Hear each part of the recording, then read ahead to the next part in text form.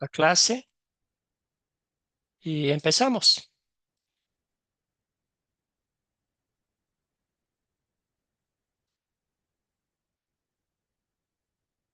Bueno, queridos hermanos y hermanas, en el Señor, doy gracias por la oportunidad de avanzar con la lección número 2 de este curso Identificación Espiritual.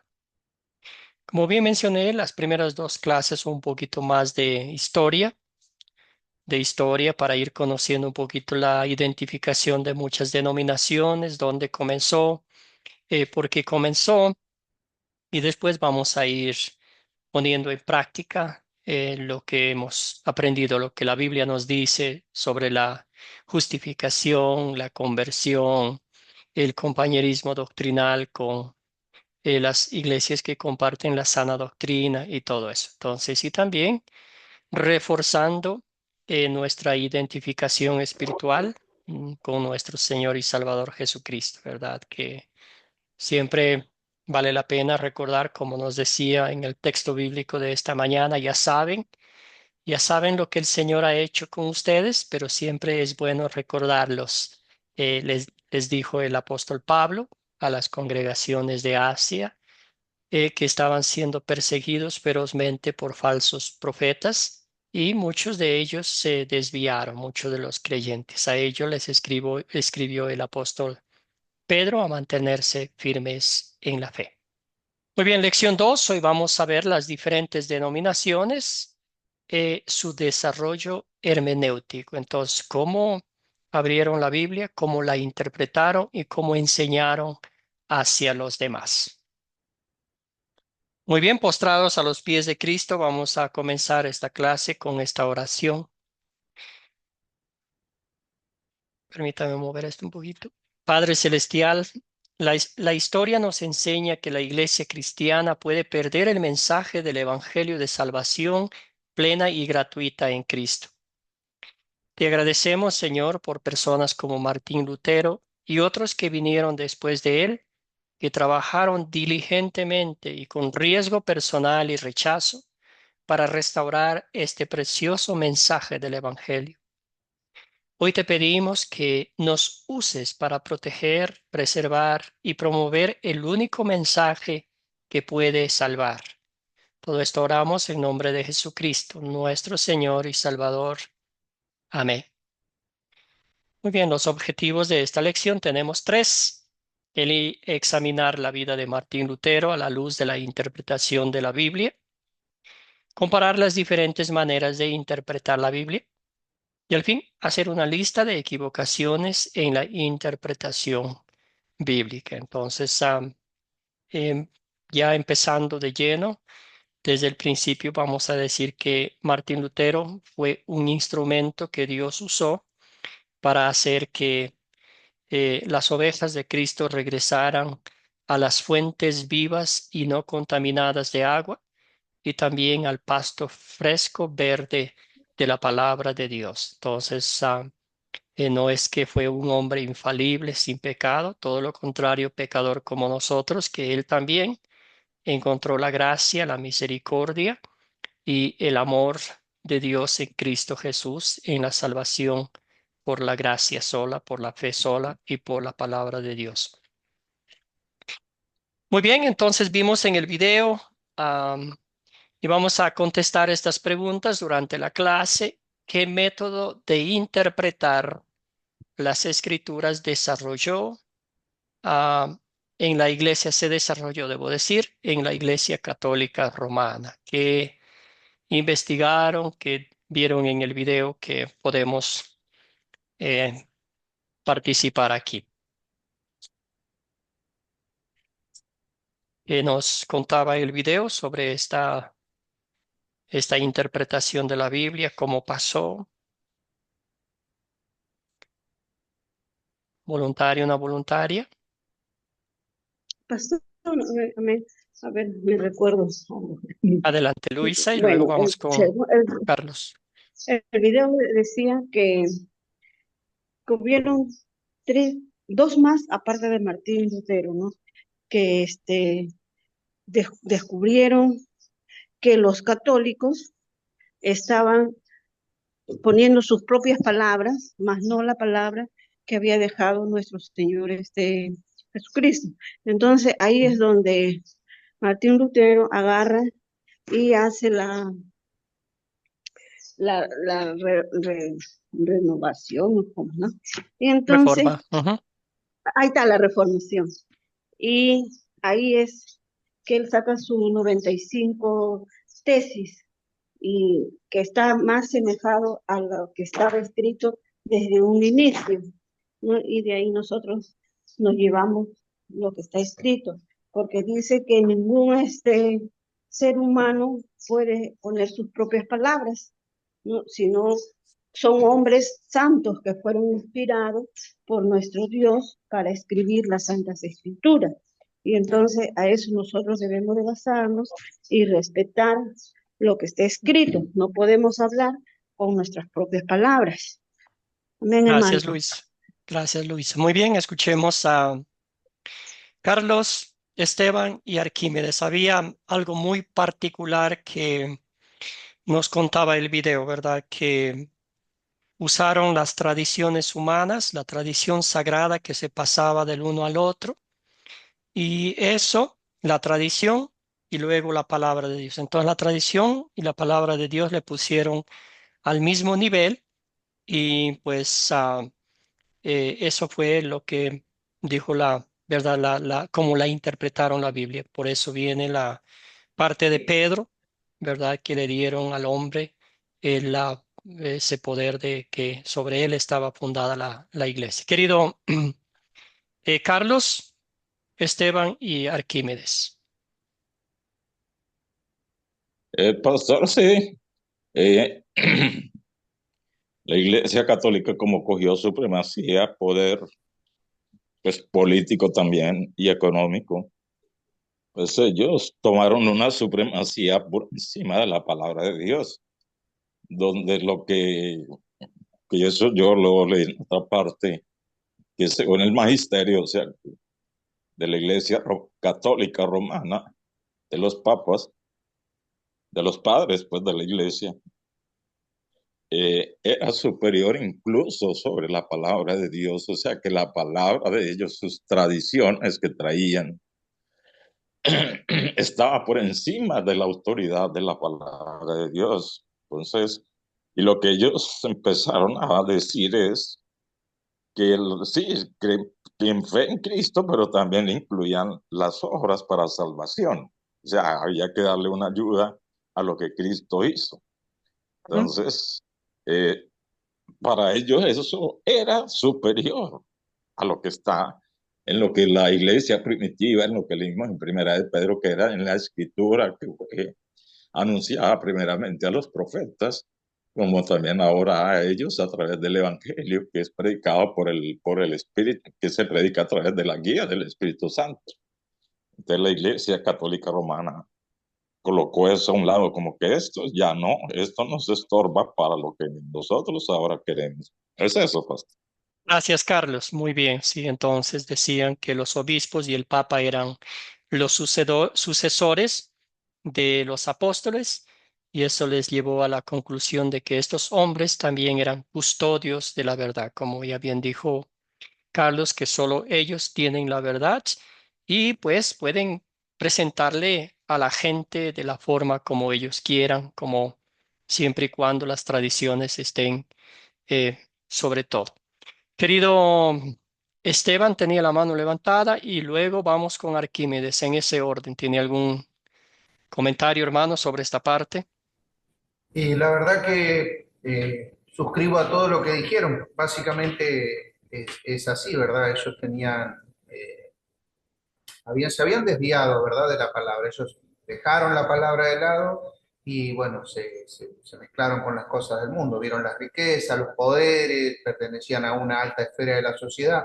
Vendían la salvación, porque era así, la vendían ellos a la salvación. Y bueno, comparto lo que dijo el hermano recién, el hermano Carlos y el hermano usted, ¿no? Básicamente ellos se desvirtuaron de la palabra primitiva, ¿verdad? Y se apoderaron también, porque los primeros 1500 años, como vimos en el video, solo existían ellos. Gracias, hermano. Muy bien. Escuchemos a Arquímedes, sí. Y ya, pues si tenían las tradiciones, después ya se subió sobre la palabra de Dios y ya hacían lo que decían, ¿verdad? Desafortunadamente, tristemente, la palabra de Dios fue perdiendo autoridad, poder en sus vidas y desafortunadamente vemos hasta hoy en día. Querido Arquímedes, adelante. Luego vamos con José y Juana y avanzamos a la siguiente pregunta. Amén, hermano. La pregunta es, ¿qué método de interpretar las escrituras se desarrolló en la Iglesia Católica Romana? ¿Mm? Pude investigar, hermano, que el método alegórico que busca encontrar significados simbólicos y espirituales en los textos bíblicos. También se utilizó otros métodos como el literal, el moral y el analógico para comprender y aplicar la palabra de Dios en la vida de los creyentes, hermano. Yo pude investigar eso, hermano. Gracias, ¿No yo? gracias. Sí, y Sí. todo eso lo lleva, ¿verdad? Que para que dar una verdad a la gente, ante todo tenía que pasar por la tradición de estos líderes religiosos con alto poder económico, social y todo lo demás, y más como un sistema dictatorial, ¿verdad? Tradiciones primero y luego la palabra de Dios. Entonces, si la tradición humana, si el razonamiento, vale decir, de estos hombres, no concordaba con la palabra de Dios, cambiaban la palabra de Dios para que se ajustase a su entendimiento, ¿verdad? Querido José y Juana, adelante. Adelante, José. Primero y luego Juana, debo decir. Muy buenos días, bendiciones para todos. Yo veo en esta situación, o- de mi punto de vista, que después de que Roma tomó el control de la iglesia cristiana en el año 1400, por ahí, que en el año 700, 400 después de Cristo, y Ujú. tomó el control de todas de todas esas escrituras, de todos esos conceptos de la Biblia, del Nuevo Testamento.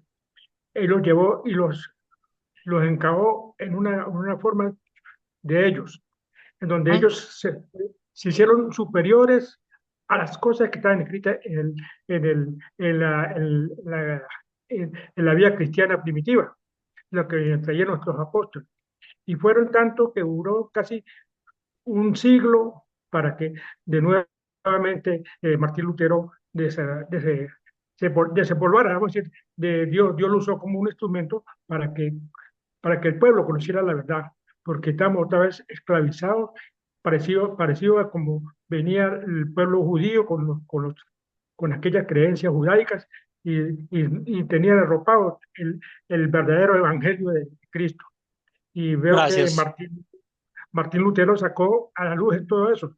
Y después con la reforma de Calvino, pues se fueron restaurando todos esos mensajes de del verdadero evangelio de Cristo. Gracias, José. Escuchemos a Juana. Adelante, hermana. El Amén, mic- amén, amén. ¿Me oye?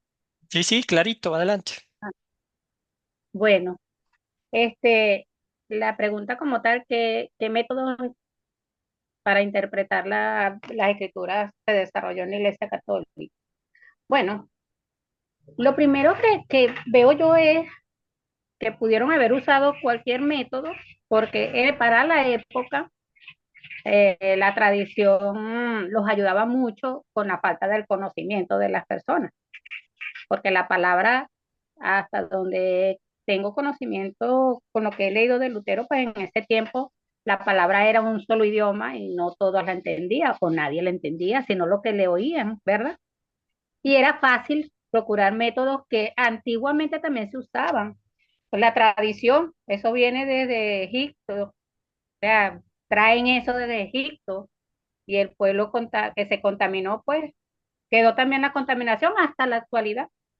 Todavía se usa la tradición y la cultura para hacer doctrina y a conveniencia. Y eso fue, creo yo, que es lo que más se pudo haberse usado ahí, la falta de conocimiento de la palabra por no entenderla, porque no la podían oír con su idioma. Y también lo que Lutero hizo fue eso, pues yo creo que la pelea más grande de Lutero era que se tradujera a que el pueblo la pudiera comprender y entender.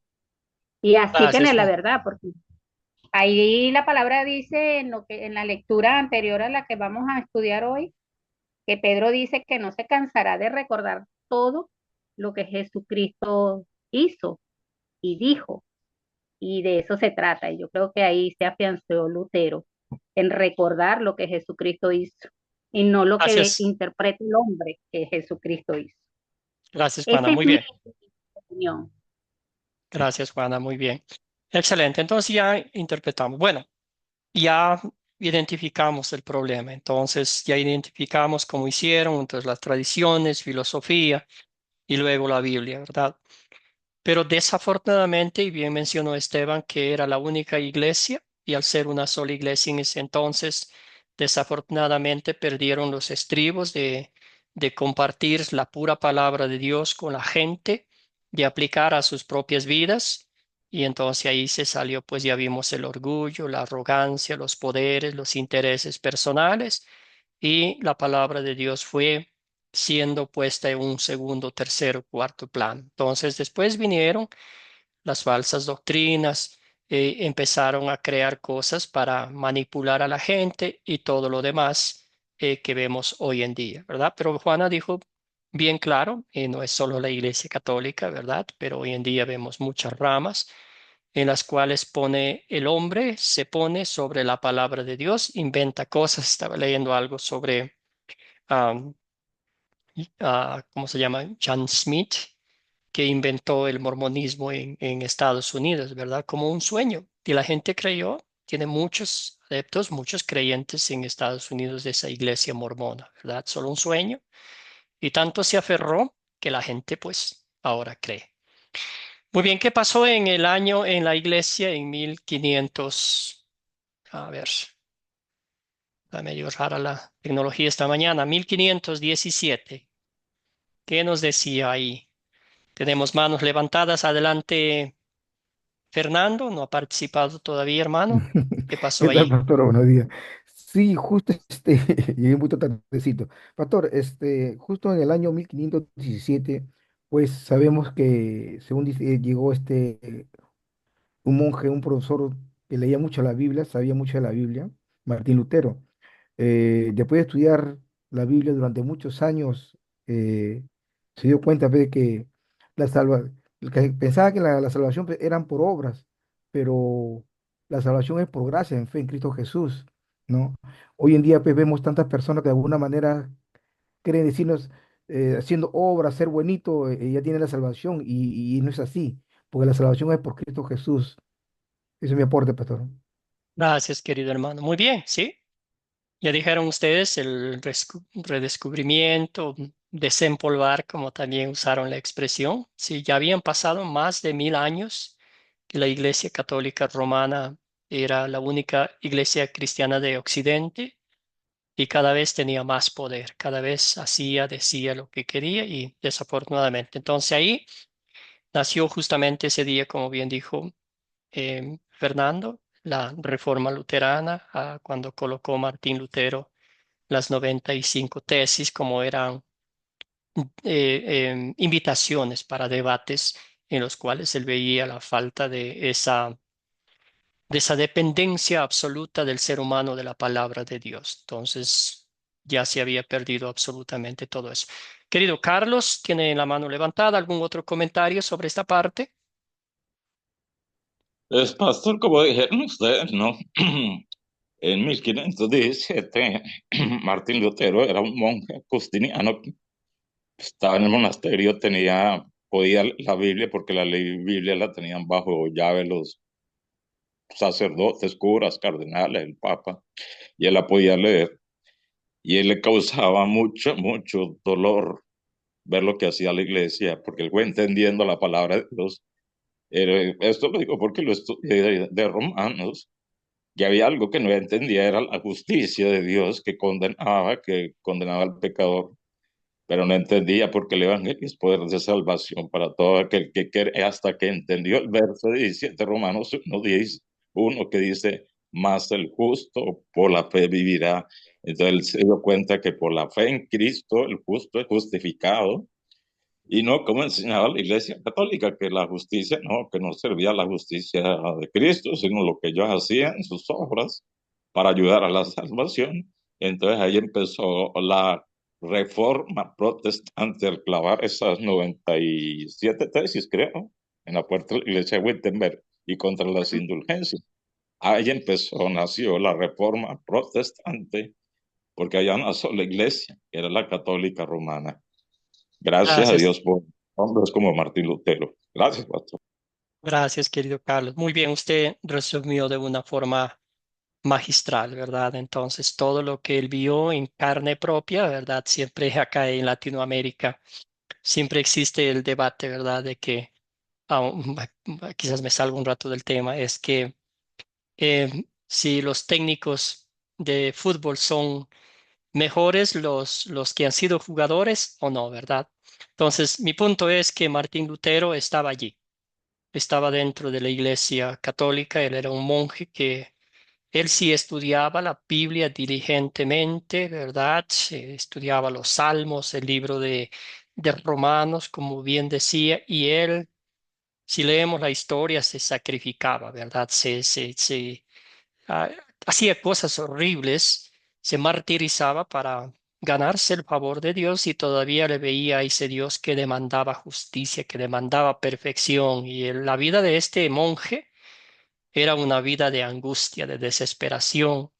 No podía levantar la mirada porque veía a ese Dios con un bastón, con un, no sé, sentado en su trono, castigando al que quiere castigar y ayudando al que quiere ayudar, ¿verdad? Pero bien decía Carlos, encontró en Romanos esa paz, esa gracia, ese perdón, ese Dios lleno de amor, de misericordia que estaba allí para salvar al pecador arrepentido y no darle palo, no ponerle más cargas de lo que ya estaba. Entonces empezó ahí la reforma, ¿verdad? El redescubrimiento del evangelio, del perdón gratuito, completo, sin hacer nada. Eh, hacemos las obras, claro, el cristiano, como dice Santiago, no puede haber una separación entre la fe y las obras, pero las obras vienen primero.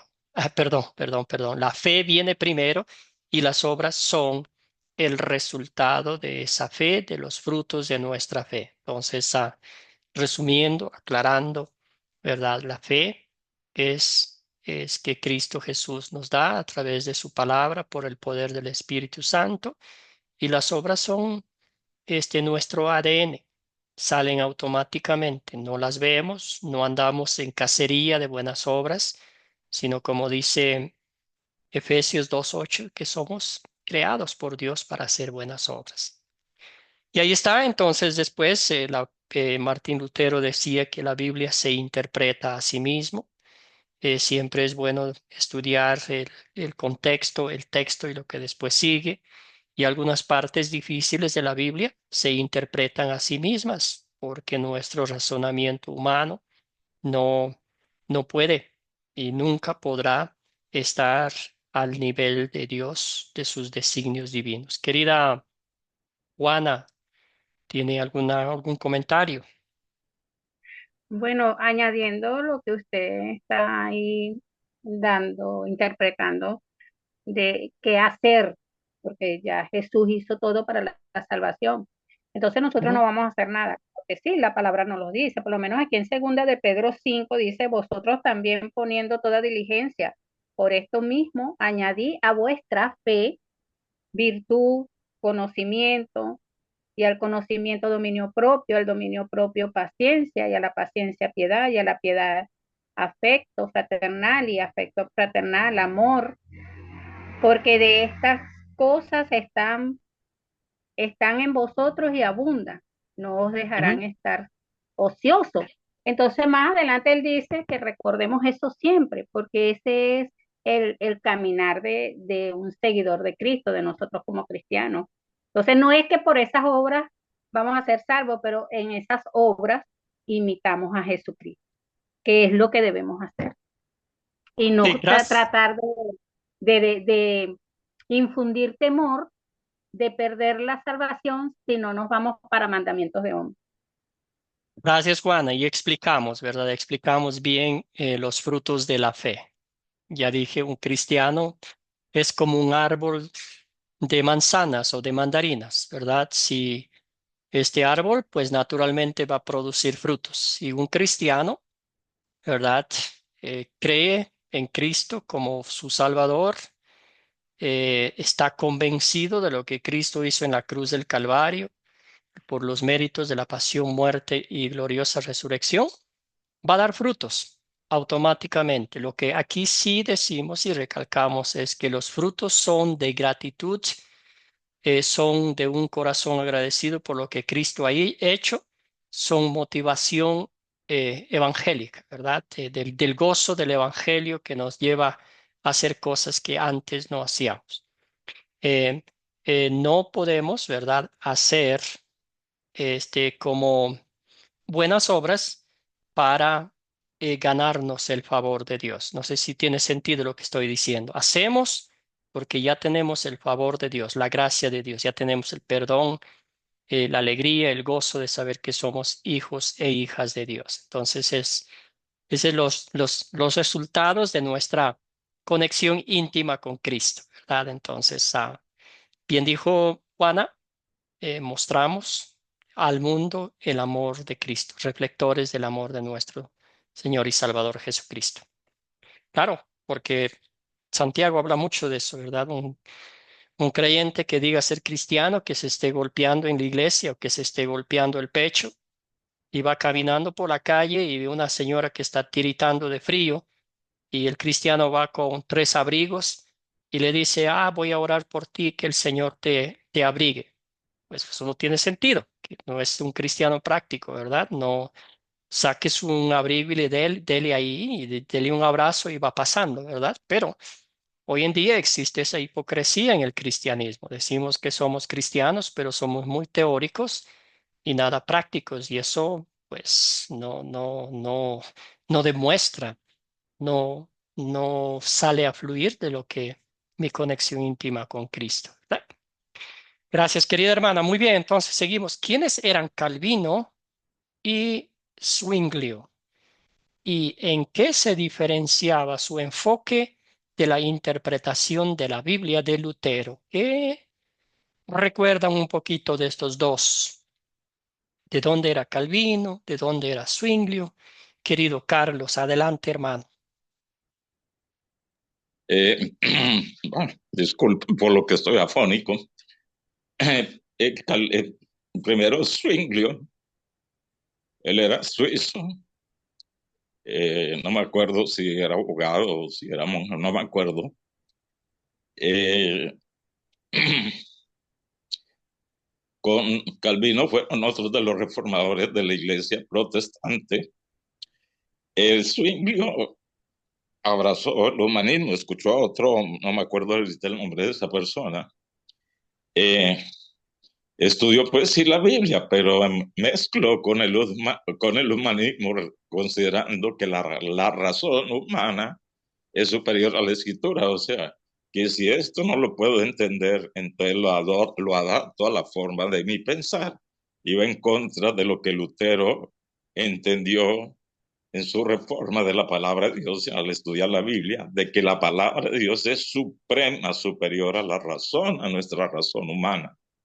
De la autoridad es de las escrituras absolutas sobre nosotros, sobre nuestro razonamiento. Nuestro razonamiento tiene que estar sometido a la palabra de Dios. Y Juan Calvino era francés, creo que él sí era abogado, también fue un Ujú. reformador protestante, pero fue perseguido allá en Francia. Amigos de él fueron perseguidos, entonces él se fue para Suiza.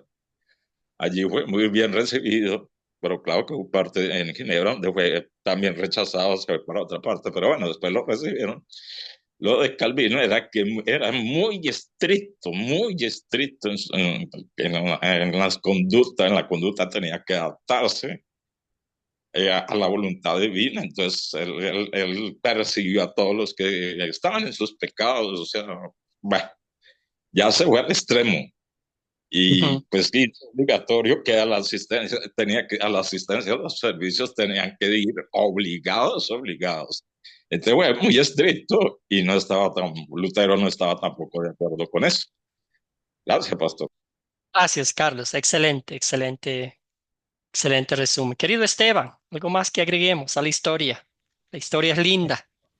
Sí, la verdad impecable lo del hermano. Algo como para también destacar la diferencia en realidad con Calvino es que él se basó mucho en la predestinación. Él decía que ya los que iban a ser salvos ya estaban salvos y los que iban a morir, así que prácticamente nosotros no había nada por hacer. Si yo ya Dios en su eternidad me había condenado, entonces yo solo venía al mundo y de ahí me iba al infierno. Una teoría que obviamente que no está en lo cierto. Eso es una de las discusiones que más lo separaba con Lutero. Si bien Lutero en realidad fue más compañero de Zwinglio, o sea, porque ellos sí Ujú. eran contemporáneos y compartían. Calviño era más llegado a Swinburne, más que a Lutero en sí. Y, y esa es lo único que tengo para agregar, porque como le digo, el hermano lo hizo muy prolijo la explicación, pero bueno, Calviño tenía eso, ¿no? De la predestinación y no creía que nosotros somos visitados por el Espíritu Santo, nuestro espíritu recibe el testimonio del Espíritu y nosotros aceptamos al Salvador. Y que, como hablábamos, no sé si fue ayer en la otra clase, Jesucristo vino a morir absolutamente por todos. Amén. Excelente, hermanos. Excelente. Muy bien. Ya no hay mucho, nada más que agregar aquí. Entonces, solo un pequeño comentario, ¿verdad? El humanismo, eso los llevaba, el razonamiento humano, ¿verdad? La lógica humana decía, por eso hablaban con Martín Lutero sobre el bautismo, sobre la Santa Cena. Yo decía, no puede ser posible que estamos hablando de los protestantes, las iglesias reformadas, ¿verdad? Que un niño nace sin pecado, eso es la realidad. Después pagar el pecado, ¿verdad? También la Santa Cena, ¿cómo puede estar presente el cuerpo y la sangre de Cristo? Eso no más representan, son cosas así, ¿verdad? Que será esa discusión, esa conversación, porque la lógica humana, ¿verdad? Quería darle sentido lógico a las cosas divinas, a los misterios divinos. Si bien decía Esteban, ¿verdad? La predestinación. Calvino decía, si la Biblia dice que ya nacemos para ser salvos, ¿verdad? Como tomando el libro de Efesios, el primer capítulo, y decía, va a ser lo mismo. Lógicamente tiene sentido que va a ser lo mismo para los pecadores, los incrédulos, ya nacen con que van a morir y van a ir al infierno directamente, ya para qué perder tiempo, ¿verdad? Pero para nosotros, los cristianos, lo que dice la Biblia es que el Hijo de Dios vino a salvar, a rescatar a los pecadores, a los perdidos. Y entre ellos estamos nosotros, ¿verdad? Entonces, entre ellos estaba Saqueo, vimos la historia, la clase que terminamos ayer, el, el que estaba, el malhechor colgado en la cruz, ¿verdad? ¿Qué dice la Biblia? El Señor quiere que todos sean salvos y lleguen al conocimiento de la verdad. También Juan 3:16 hasta, bueno, 3:16 hasta el 19 nos dice claramente, ¿verdad? Los que no son salvos son aquellos que han rechazado deliberadamente el plan perfecto de salvación. Entonces, todas esas cosas, cuando el ser humano trata de ponerle la razón humana sobre la palabra de Dios, ahí vienen los problemas, ¿verdad? Eso vemos a lo largo de la historia bíblica, no solo estos reformadores, no solo la Iglesia Católica, pero también en tiempos de Jesús, en tiempos del Antiguo Testamento, ¿verdad? Quería el ser humano, por su orgullo, estar sobre la palabra de Dios. Ese, esa actitud de rebelarse contra lo que Dios dice. Si Dios dice esto, pues lo más fácil sería escucharlo, aplicarlo, hacerlo, ¿verdad? Y disfrutar de sus bendiciones. Pero el ser humano, ¿qué dice? Eso no tiene sentido. Eso lo vamos a cambiar. Y yo lo interpreto así. Y ahí es cuando viene la lluvia de religiones, las divisiones, la falsa interpretación de la Biblia. Y al fin, hermanos, la salvación por la gracia de Dios está en peligro. Bueno. Llegamos a Lutero, un resumen de la vida de Martín Lutero. No vamos a profundizar, ¿verdad? Como siempre digo, no es a él a quien estudiamos, sino la palabra de Dios. Pero sí usó Dios como un instrumento, como un siervo para que pues desempolvara, para que volviera a las Escrituras y encontrásemos la salvación gratuita en Cristo Jesús, ¿verdad? Lutero nació el 10 de noviembre de 1483 en Eisleben, Alemania. Su padre era eh, Luther Hans, que era un minero de cobre.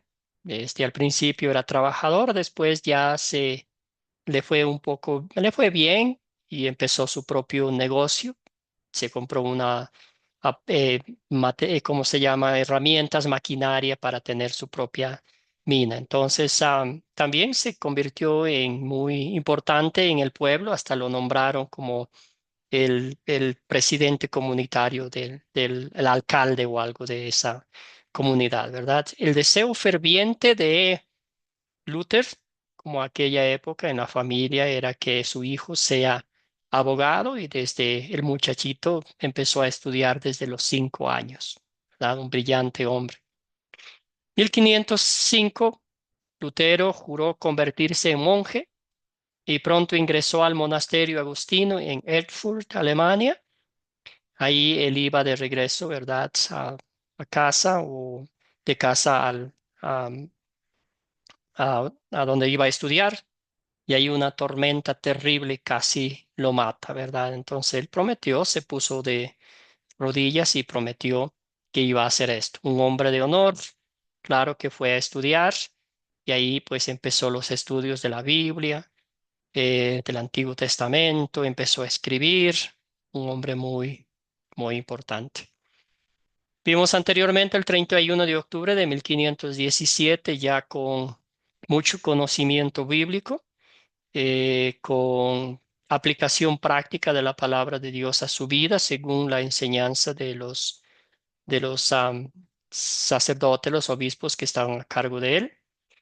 Lutero colocó un documento ahora conocido como las 95 tesis en la puerta de la iglesia del castillo de Wittenberg, ¿verdad? Había una fiesta, había un evento ahí y la idea de él era que todo el mundo lea esas 95 tesis o como cuestionamientos, como retos también contra el Imperio Romano, contra el Papa, de que no estaban sirviendo al Señor como debieron haber sido. Notó muchas falencias en los líderes espirituales que no conocían nada de la palabra de Dios, no se sabían, no podían recitar de memoria el Padre Nuestro. Era un caos total y estaban siendo líderes. Entonces, cuando iban a los pueblos de la gente, no les enseñaba nada, eran unos holgazanes y todo, entonces eso le incomodaba a Lutero. Después pasó lo que pasó, claro, era como coloquialmente decimos, ¿verdad? Como si había una casa de avispas ahí mientras nadie lo tocaba, estaba bien, pero si ya alguien va y lo toca, pues imagínese cómo es. Y eso fue lo que pasó. Entonces Martín Lutero empezó a escribir, fue una bendición que en ese momento usó la imprenta como una herramienta para fomentar los materiales que él escribía, ¿verdad? Lutero fue convocado en el año 1521, convocado a una reunión en Worms. Se encontró con la demanda de retractarse de todos sus escritos, ¿verdad? Imagínese usted, todo el mundo estaba en su contra, ya lo excomulgaron el Papa, el rey Juan Carlos V y todo, ¿verdad? Dijeron que no, tienes que retractarte. Di que todo lo que escribiste, que todo lo que nos acusas fue un error y todo vuelve a la normalidad. Y ahí cuando Lutero dijo, pues, verdad, a no ser que ustedes me confronten con la palabra de Dios, que algo que yo haya escrito vaya en contra de la palabra de Dios, no me retractaré. Y dijo que Dios le ayude, ¿verdad? Que su conciencia no estaba en paz por, ¿verdad? Escuchar al ser humano en vez de a Dios. Después pasó lo que pasó, ¿verdad? Había un emperador alemán, no me acuerdo los títulos de estas personas, ¿verdad? Pero lo ayudó y lo como secuestraron y lo llevaron a un castillo donde pasó mucho tiempo ahí. Traduciendo el Nuevo Testamento, su deseo era que el pueblo alemán leyera la Biblia en su propio idioma para que pues entendiera, porque usted y yo sabemos que la iglesia en aquella época, las prédicas, las lecturas bíblicas era en latín y pues los alemanes, como los demás pueblos, no entendían absolutamente nada. 1525 se casó con Catarina Bambora, que era una monja que se había salido de su claustro, de su convento. Tuvieron 6 hijos, a quienes Martín Lutero les enseñó una de forma maravillosa. Y tenemos el Catecismo Menor de Martín Lutero para los muchachitos, ¿verdad?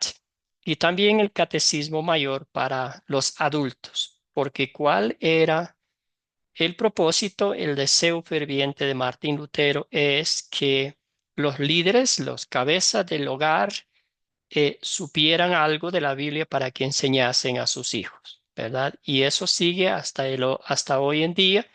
Si nosotros como padres, como líderes, como jefes de hogar, pues no enseñamos a nuestros hijos la doctrina pura, clara, pues ¿quiénes van a enseñar a ellos, verdad? Lo que van a enseñar afuera es cosas que van en contra de la palabra de Dios. Entonces Martín Lutero pensó en todo y tenemos ese gran material que es el Catecismo Menor de Martín Lutero, una bella descripción, explicación de los mandamientos, de los 10 mandamientos. Tenemos el credo que lo dividió en 3 partes, 3 artículos. También tenemos em, el bautismo, la Santa Cena, que lo va explicando de una forma espectacular. 1529 Lutero publicó 2 catecismos, ahí está, ya me adelanté un poco, y hasta hoy en día tenemos, ¿verdad? Una enseñanza linda, clara, concreta, que nos ayuda mucho a enfocarnos en la palabra de Dios. El 12 de febrero de 1546 Lutero murió por causas naturales. Había un tiempo antes de que ya estaba a punto de morir, y después duró un poco más de tiempo y siguió trabajando. Trabajó incansablemente, escribió muchísimos materiales y pues siempre enfocado en guiar a la gente, en educar a la gente, en enseñar y siempre para que aprenda más. Me acuerdo que en una predicación, ¿verdad?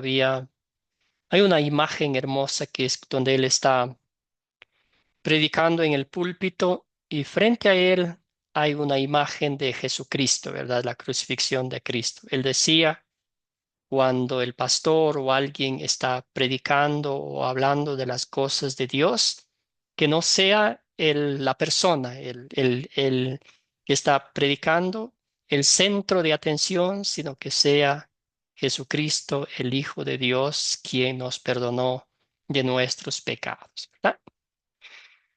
Muy bien, su trabajo. Tenemos aquí las 3 solas.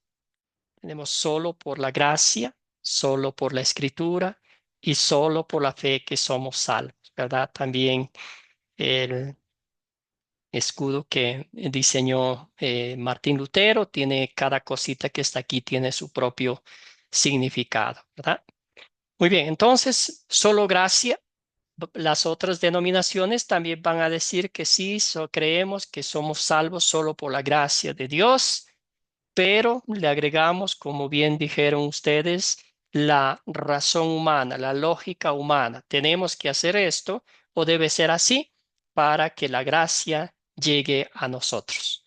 Solo por fe también la gente va a decir, sí, algunas denominaciones van a decir, sí, solo por fe, pero también tengo que hacer algo para que esa fe sea agradable a Dios. Sola escritura.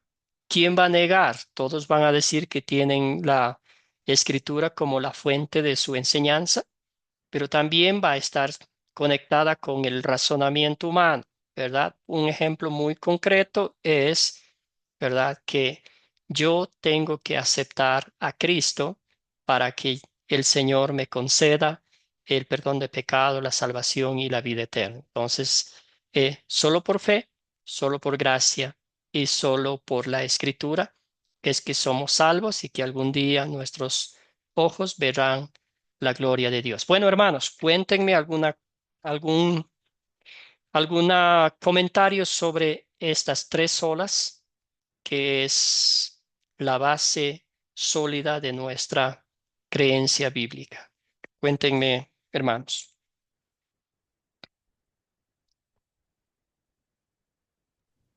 ¿Algún comentario? ¿Me escucha, pastor? Ah, Vamos con Eusebio, Esteban, adelante, por favor, y luego vamos con Carlos. Gracias, hermano Carlos, por su paciencia. gracias, pastor. Perdón, hermano. No sabía cómo levantar la manito. Sabe que, bueno, es así, ¿verdad? O sea, nos inculcan, ¿verdad?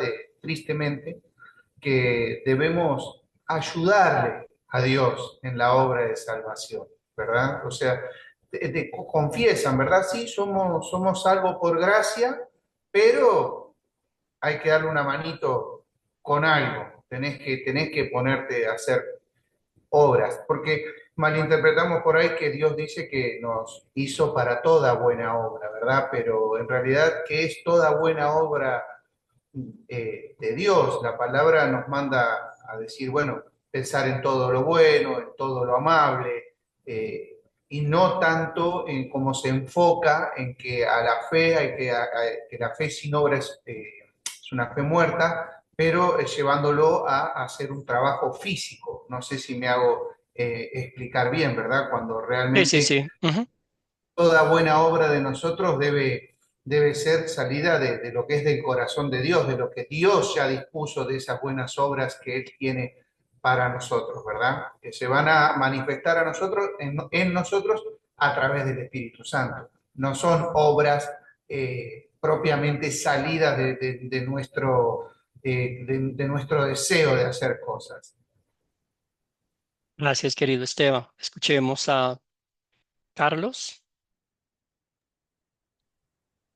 Pastor, todo está basado en las escrituras de de las tres olas, que solo por gracia, que eso está pues en la palabra de Dios en Efesios 2:8, no por obras, sino por gracia, o sea que por gracia somos salvos. Y por la fe en Cristo Jesús, que es el que nos perdona nuestros pecados, nos justifica. Sí, justificado pues por la fe tenemos paz para con Dios, dice Romanos 5:1. Entonces, no hay ninguno, o sea, que esa es la verdad de la palabra de Dios. Solo la escritura de Dios es la suprema en todo. Solo la gracia de Dios, que por gracia nos escogió desde antes de la fundación del mundo y por la fe solamente en Cristo para perdón de pecados y para vida eterna. Lo único es que sí he escuchado otras que dicen que le agregan otras olas que solo a Dios la gloria. Es lo único que... Pero el resto, eso es, pastor. Está bien, Gracias, gracias. querido. Gracias, querido Carlos. Muy bien, escuchemos a Fernando y luego vamos con el Sí, comentario pastor, final de las olas. Sí, claro, como dice acá la tres sola, que por gracia somos salvos por las escrituras, porque la palabra de Dios es poder de salvación y por la fe en Cristo Jesús. Lo que una consulta, ¿no? Sobre todo porque vemos que todo está escrito en la Sagrada Escritura y vemos de que tantas religiones de una u otra manera lo interpretan seguramente a su manera. Como dice acá el segundo de Pedro primera, del versículo 20 al 21 dice, pero antes todo tengan esto presente, que ninguna profecía de la Escritura es algo que una puede interpretar según el propio parecer, porque la profecía nunca hablaron, los profetas nunca hablaron por iniciativa humana, al contrario, eran hombres que hablaban de parte de Dios, dirigidos por el Espíritu Santo. Entonces, esto nos va a entender, pastor, de que si la Escritura es tan clara ya, digo, ¿no? ¿Cómo quedan esas religiones que de alguna manera leen la palabra, la interpretan a su manera y definitivamente es una doctrina torcida, ¿no? Entonces, ¿cuál es esa posición, pastor? Y ahí me deja un poco así como que, ¿qué pasa, no? Sí, hermano querido, gracias por la pregunta. Sí,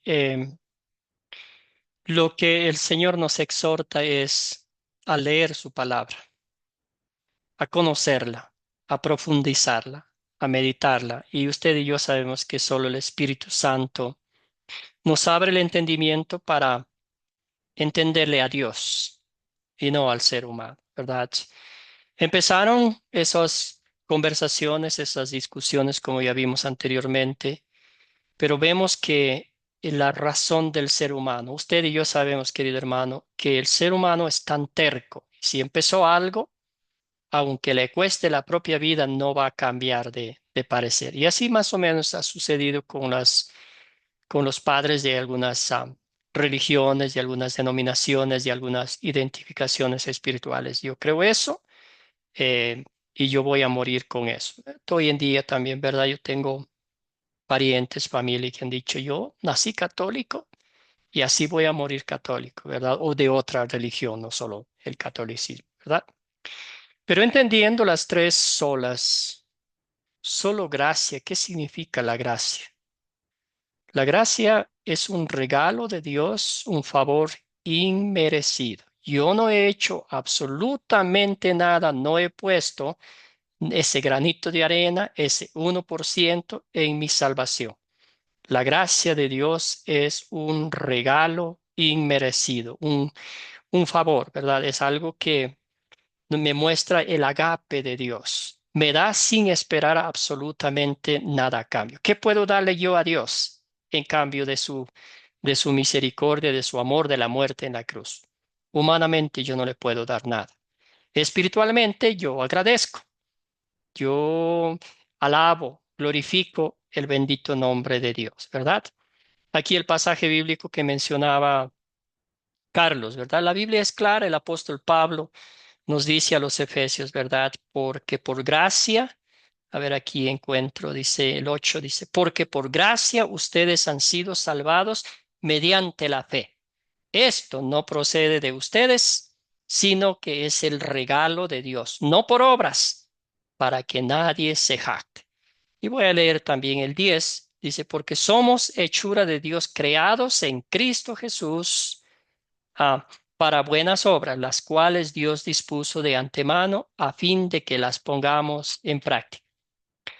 Usted y yo leemos cuando el Señor Jesús, ¿verdad?, está separando el día del juicio final, llamando a las ovejas y separando a los machos cabríos y dice, vengan benditos de mi Padre, porque cuando tuve hambre me dieron de comer, cuando tuve sed me dieron de beber, cuando estuve desnudo me vistieron y sigue, ¿verdad? Etcétera, etcétera. Y estos fieles, estos creyentes, estos hijos de Dios, con la boca abierta, le preguntan al Señor y le dicen, ¿cuándo te vimos hambriento? ¿Cuándo te vimos sediento y te dimos de comer, vestir? Y el Señor dice, todo lo que hicieron con uno de los más pequeños que son mis hermanos, lo hicieron conmigo mismo. ¿Cuál es mi punto de eso? Estos cristianos ni se dieron cuenta del amor, de las obras que estaban haciendo hacia los demás, ¿verdad? A veces el cristiano de hoy en día anda con una libreta viendo qué favores hacer, qué buenas obras hacer. Esas no son buenas obras, esas son, no sé qué les podemos llamar, ¿verdad? El ADN de un cristiano, como bien dijo Jesús, al árbol se le conoce por sus frutos. Dios sabe quiénes son los suyos, ¿verdad? ¿Qué es la fe? La fe es un regalo de Dios. No es que de la noche a la mañana yo me levanté y ahora tengo mucha fe. Dios, a través del Espíritu Santo, sembró la semilla de la fe en mi corazón y en el tiempo de Dios, esa semilla germinó, esa semilla se convirtió en un arbolito y fue creciendo. Obra del Espíritu Santo 100%. Lo cuida, lo riega, lo pone más abono. Cuando viene el sol, quiere secar esas ramitas, lo protege, lo cuida, ¿verdad? Obra del Espíritu Santo. Esa es la fe. La fe es un regalo de Dios y el Espíritu Santo nos lleva a fijar la mirada ¿en quién? En el único intercesor entre Dios y los hombres, en el único que murió en la cruz por mis pecados, en el único que resucitó de entre los muertos, en el único que me dice una y otra vez, todo se ha cumplido. La Escritura que dice el Apocalipsis, dice que no podemos quitarle ni agregar nada a lo que Dios ya ha escrito. Bien decía nuestro querido Fernando que la Biblia fue inspiración divina. El Espíritu Santo dictó, guió, controló cada palabra que salía, que escribían estos escritores humanos. No es que eh, Isaías, no es que Moisés dijo, se me ocurrió, vino una idea a la cabeza y voy a escribir todo esto. Nada de eso, ¿verdad? Esa es la certeza. Por eso la palabra de Dios es infalible. No la podemos cambiar. No la podemos usar a nuestro agrado. No la podemos manipular. La enseñanza luterana, la enseñanza bíblica, está la palabra de Dios, es la fuente de nuestra aprendizaje, de nuestra enseñanza, la regla inalterable que guía la vida de un cristiano. ¿Verdad? Muy bien, la diferencia en interpretación. ¿Cuál es la autoridad? Vamos a ver aquí algunas cositas, ¿verdad? Am, Da igual peso tanto las escrituras como la sagrada tradición. La tradición, la filosofía, yo me acuerdo, yo estudié en un colegio de monjas y había un sacerdote que era el profesor, ¿verdad? Oiga, cómo nos daba filosofía. Ellos son muy sabios en la filosofía, igual porque quieren darle ese razonamiento humano. Entonces, tradiciones, sagrada tradición, filosofía y escrituras. Entonces, siempre las dos primeras están sobre las escrituras. Muy bien, note las autoridades que determinan la verdad, escritura, tradición y el magisterio de la iglesia, que son los papas, que son los obispos y todo eso, ¿verdad? Muchas enseñanzas que se encuentran en la Biblia católica no se encuentran, perdón, en la iglesia católica no se encuentran en la Biblia. ¿Por qué? Porque crearon algo y para defender ese credo, pues tienen que crear otras cosas para que no se pierda, ¿verdad? Iglesias protestantes también, vemos aquí que históricamente, ¿cuál fue la diferencia como Lutero y Calvino y Zwinglio interpretaron las escrituras? ¿Verdad? Afirman que solo la escritura es su autoridad. Claro que sí, hasta ahí van bien, pero en la práctica hacen que la Biblia se ajuste a la razón o lógica humana. Ya hablamos un poquito de eso, algunos temas muy concretos como la predestinación, el bautismo de infantes, la Santa Cena, que nomás es una representación, es un simbolismo, es algo que hacemos porque está bien, pero no creen que el bautismo nos da el perdón de pecados, tampoco que la Santa Cena es un sacramento instituido por Cristo que nos da el perdón de pecados y que nos conecta íntimamente con nuestro Señor y Salvador Jesucristo. La Iglesia Luterana, ¿verdad? Bíblicamente dice, las Escrituras son la única fuente y autoridad de doctrina y práctica, ¿verdad? La Biblia debe interpretarse a sí misma.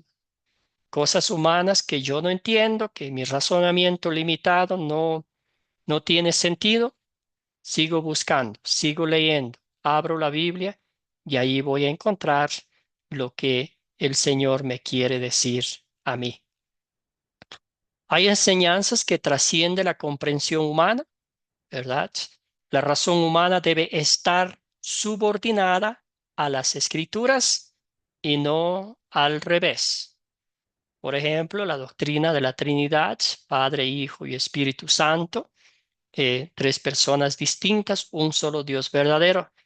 Yo no entiendo humanamente, pero si la Biblia dice eso, yo le voy a creer a Dios y me voy a regocijar en la obra redentora de Dios Padre, Dios Hijo y Dios Espíritu Santo, Dios Padre Creador, Dios Hijo mi Redentor y Dios Espíritu Santo el que santifica mi fe. Humanamente yo no entiendo. Una vez un, am, un amigo decía, este, tratar de entender humanamente las cosas divinas, los designios divinos, es perder dos cosas. La primera es perder la razón humana porque te vas a volver loco y nunca vas a entender las cosas de Dios. Y la otra es perder la salvación porque estás tratando de darle sentido lógico a las cosas divinas. Mejor disfrutar de las bendiciones, del perdón, de la gracia y de la promesa que un día estaremos en el cielo, que es lo que nuestra alma tanto necesita. Muy bien, ¿qué otras autoridades, fuentes de verdad podrían desviarnos si permitimos que influyan en nuestra interpretación bíblica? Adelante, hermanos. ¿Qué otras autoridades o fuentes de verdad, bajo comillas, podrían desviarnos? Aunque parezcan bien, el Proverbios mismo dice que, ¿verdad? Hay cosas que al hombre le parecen buenas, agradables, pero terminan siendo caminos de perdición. Cuéntenme, hermanos, alguna cosa que podemos pensar aquí.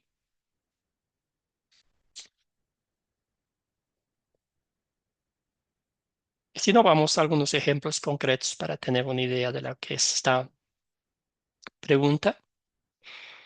Se ve mucho hoy en día en algunas denominaciones la revelación directa o continua, ¿verdad? Que Dios todavía está revelándose en sueños y eso ha sido usado mucho para engañar a la gente, ¿verdad? Con todo el respeto que algunos pastores se merecen, ¿verdad? Y algunas denominaciones, pero a veces usan este argumento quizás porque no han preparado un mensaje bíblico para el domingo, ¿verdad? Algunos dicen, anoche tuve una revelación y el Señor me dijo esto que diga a las personas, ¿verdad?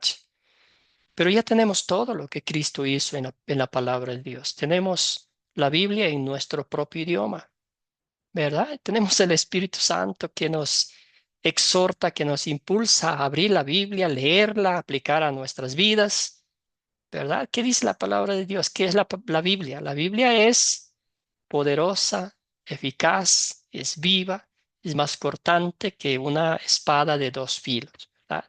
Es viva, me habla a mí, es directamente, ¿verdad? Por eso cuando usted lee un texto hoy, vuelve a leerla mañana, tiene una aplicación práctica diferente para su vida. Presuposiciones falsas también, ¿verdad? Presuponer, decir algo que la Biblia no dice y estar convencido de eso es también una falsedad. Ha pasado, han quedado gente muy mal diciendo que se va a acabar el mundo en tal tiempo y no ha pasado nada. El camino del mundo, también vemos que aquí donde vivimos siempre estamos cada día separándonos más del Señor, enfocándonos más en lo que el ser humano puede hacer y no en lo que Dios ya ha hecho por cada uno de nosotros. Entonces, mientras yo pongo más de mi parte en el plan de salvación, soy más bienaventurado. Y eso no es bíblico, ¿verdad? Desde hace un buen tiempo ya vemos que hay mucha emoción o experiencias personales, ¿verdad?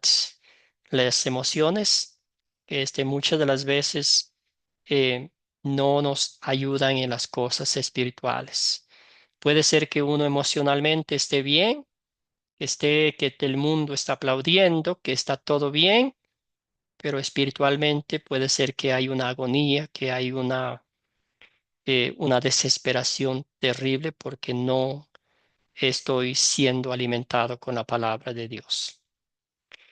Un versículo de la Biblia sacado de contexto, alguien dijo, es un buen pretexto para este, am, enseñar falsa doctrina. Algunas otras cosas que podemos pensar, que a veces la gente usa para, no sé, argumentar que están haciendo lo que Dios dice que hagamos.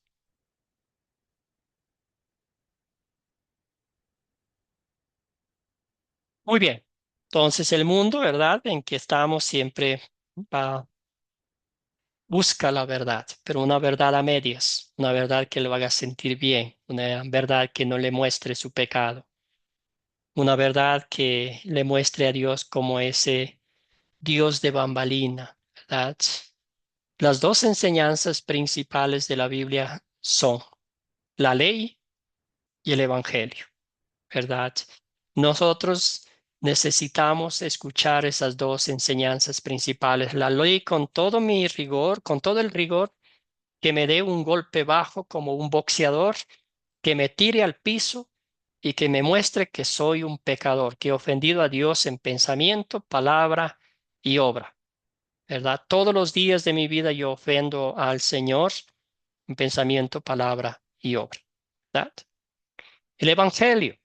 El Evangelio de Cristo, cuando estoy cuando estoy sangrando de mis heridas, cuando estoy arrepentido, cuando me duele en el alma el haber ofendido a un Dios tan bueno y misericordioso, cuando mis fuerzas humanas están por el suelo y sé que soy incapaz de hacer algo por ganar la salvación, viene mi Señor Jesucristo, me sana las heridas, me toma entre sus brazos y me dice con un suave susurro, tus pecados te son perdonados.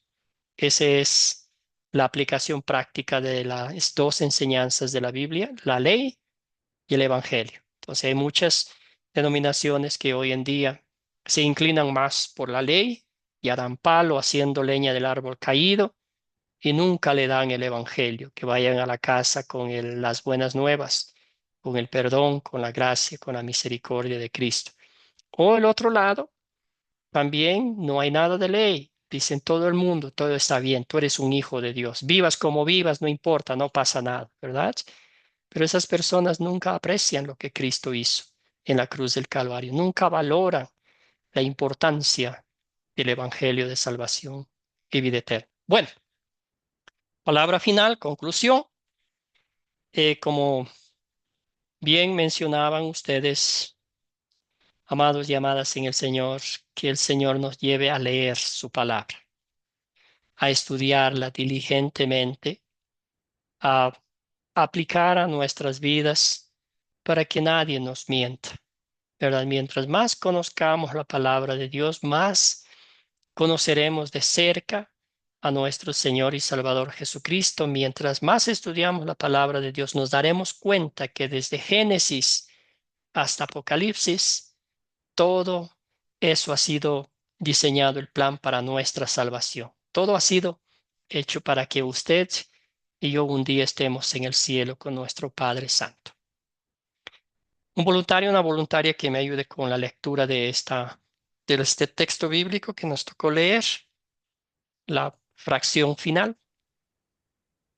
Ninguna profecía de la Escritura es de interpretación privada, porque nunca la profecía fue traída por voluntad humana, sino que los santos hombres de Dios hablaron siendo inspirados por el Espíritu Santo. Según de Pedro 1, 20, 21. Gracias, querido hermano. Muy bien. Un teólogo decía, si yo no entiendo humanamente lo que estas palabras significan, él decía, le vamos a dar crédito al Espíritu Santo, que Él es un poquito más letrado que nosotros, ¿verdad? Entonces, siempre es lindo pensar en que Dios en su divina misericordia se ha dignado revelarnos estas cosas maravillosas a nosotros los mortales. Ahora, cuando el Señor nos da, las atesoramos, las valoramos, las abrazamos para nosotros o queremos darle sentido lógico a las cosas divinas, ¿verdad? Conclusión final, hoy nos hemos enfocado en las tres solas. Somos salvos solo por la gracia de Dios, que es un regalo inmerecido. Es Jesucristo, es la personificación perfecta del amor de Dios por cada uno de nosotros. Somos salvos por la fe, única y exclusivamente en Jesucristo, el Hijo de Dios, quien vino al mundo, nació humilde en el portal de Belén, vivió una vida perfecta y santa en nuestro lugar, murió la muerte más horrible, cruel, vergonzosa, humillante, en la cruz, ¿verdad? Clavando ahí nuestros pecados y resucitó glorioso de entre los muertos. En Él creemos. Él es el Cordero de Dios que quita el pecado del mundo. Él es el camino, la verdad y la vida. Él es el que nos lleva al cielo, el que nos ha declarado perdonados de todos nuestros pecados, nos ha declarado justos e inocentes ante la presencia de Dios y nos ha abierto las puertas del cielo. Somos salvos solo por la palabra de Dios, porque ahí encontramos a quién. Primero, encontramos a Jesucristo, encontramos el perdón de pecados, la salvación y la vida eterna, y encontramos a Dios lleno de amor, misericordioso, justo, santo y perfecto. En su justicia, ¿verdad? Castigó a su Hijo por nuestros pecados. En su amor y misericordia nos dio nos entregó el plan perfecto de salvación, el único plan para nuestra salvación. Bueno, ¿alguna pregunta, alguna duda, algún comentario final sobre esta lección 2? Y si no, cerramos con una oración. Bueno, oremos. Padre Celestial, te damos infinitas gracias porque tenemos tu palabra. Señor, en nuestro propio idioma podemos abrirla, leerla. Te pido de todo corazón, Señor, que tu palabra no sea un adorno en nuestra casa, sino que la abramos, que la estudiemos, que la leamos. Señor, para que nadie nos pueda zarandear, para que nadie nos pueda engañar, para que nadie nos pueda mentir. Te damos gracias, Señor, por la salvación que nos has otorgado en Cristo Jesús. 100% tu obra, nosotros no hemos hecho nada, no la merecemos, Señor, pero tú nos los has dado porque has visto la, la desesperación, la angustia, la incapacidad nuestra.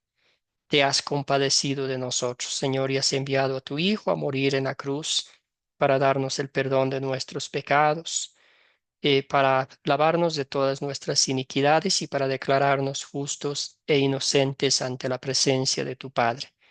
Todo esto encontramos en tu palabra, la fuente inalterable, la única verdad absoluta, Señor, la única fuente de la cual nosotros bebemos el agua de vida, comemos el pan de vida.